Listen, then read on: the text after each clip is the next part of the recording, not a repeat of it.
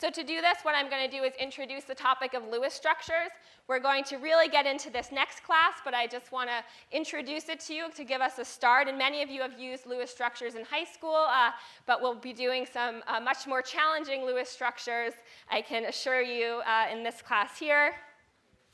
So Lewis structures is basically an organizing property of bonding, of molecules, which is the idea that when we're thinking about bonding, the key is to achieve a full valent shell in each of the individual atoms. So we want to have in an HH bond, for example, a full shell for each of the hydrogen atoms.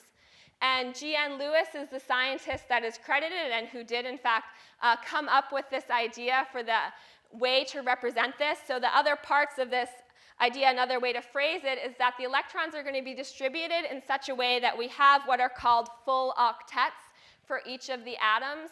And basically, that's the same thing as saying we have a full valent shell. And this is something that Lewis was able to recognize very, very early, way before we had quantum mechanics to describe what these orbitals were. But it makes sense. A full valent shell means for most atoms that we have a full s orbital plus full p orbitals. So we're going to have a total of 4 orbitals that are each filled with 8 electrons.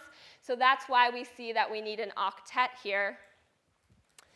And the idea is that when you do these Lewis dot structures, we're representing electrons with dots, which we'll see in a minute, and each dot is going to represent a valence electron. So hopefully you remember what we mean by valence electrons versus core electrons. Core electrons are all those electrons held in really tight with the nucleus in the inner shells, whereas the valence electrons are only those electrons that are in the outermost shell or your highest value of n, of the principal quantum number.